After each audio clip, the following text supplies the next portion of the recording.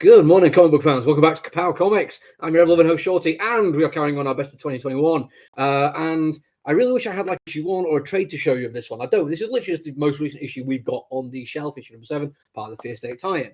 And straight off, we have to deal with the fact that I don't have the copies of it because this is the first one so far on the best of year list, which isn't on my pull list. There's, I think, one or two others going to come later on.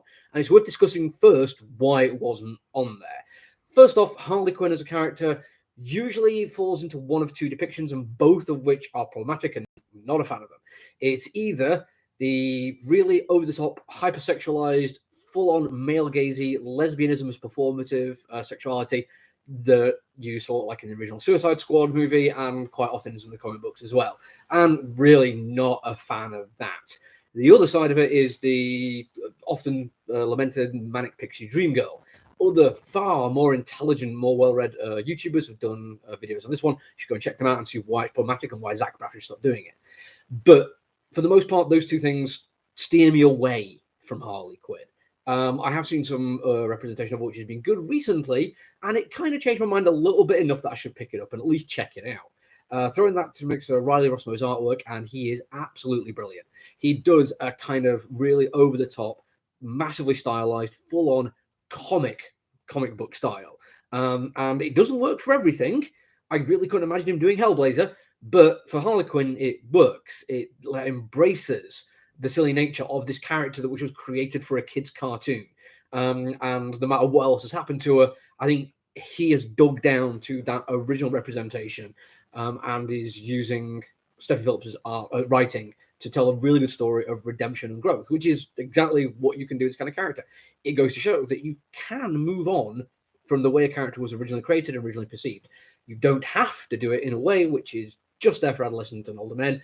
You can do it. It's going to appeal to a lot more people, and you can use it as a way to bring people into the hobby of comic books and basically show people who might be picking up a Harley Quinn comic because they remember that ridiculous scene in the original Suicide Squad movie and thinking maybe they're going to try something different and get shown this, and that's brilliant. Like I say, the artwork doesn't work for everything, but the really over-the-top nature of it really plays into the manic nature of the story without it being a manic pixie dream girl.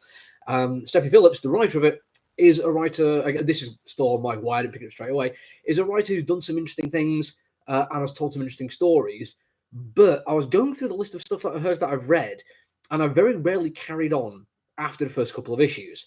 And I was basically working out why, and Butcher of Paris popped up. And I reviewed Butcher of Paris. I can't remember if I did it on here or when it was still a podcast. But it was the artwork that put me off on that one. It was like really lazy inking. The coloring was great, but the line work wasn't.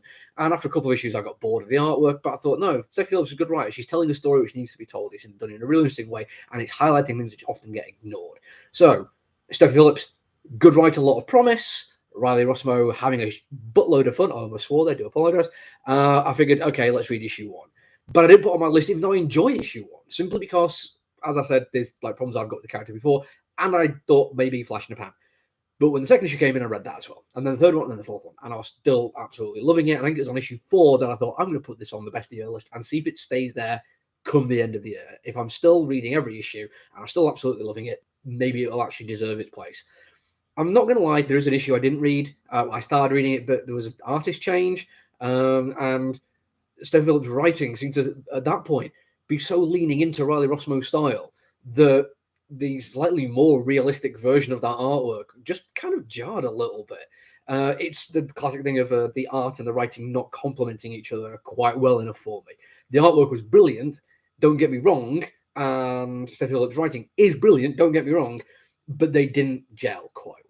But for the rest of it, it's been brilliant. And they have gelled. They've done really effectively. They've introduced new characters. They've told fantastic stories. They've made light of an awful lot of things which deserve to be made light of without ever dismissing trauma caused by toxic relationships or an absolutely excellent coming out story. None of these have been reduced to a punchline. They are actually very valuable parts of a character arc and have been handled with grace. And I love it for that.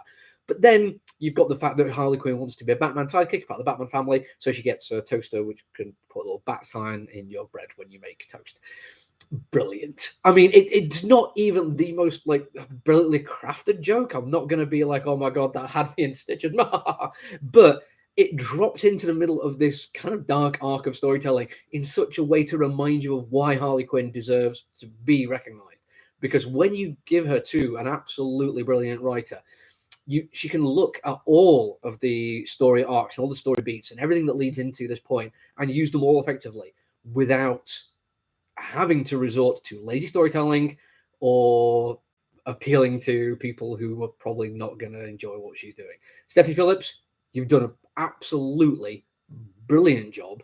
I absolutely love you, and I think this is probably the best thing of yours I've read.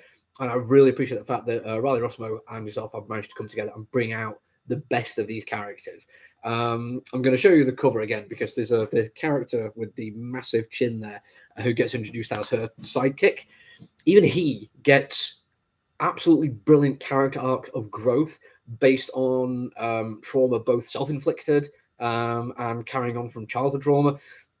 And he is clearly a comedy sidekick. He's got a Joker smile tattooed on his massive chin. It's ridiculous. But the growth aspect of it is never made the joke, never made the punchline. It builds up to something and it's worthwhile. And he has moments of genuine heroism, even when he moves beyond his starting point in the comic book, which is comedy sidekick, because Harley Quinn helped him and he wanted to do some good. He ends up doing good on his own volition for his own reasons because he understands that to be good is good. It's brilliant. It's a wonderful little morality play throughout as well. And honestly, I'm going to be buying the trades of this one because I've missed the boat on so many early issues now, but I do regret not putting on my pull list. And I think people who might have dismissed Harley Quinn for the same reasons I have could be pleasantly surprised by this one. And it's why it does deserve a place in the best of 2021. That's it from me today, though. I'm going to come back on Monday. Until then, look after each other, everyone. Stay safe. Bye.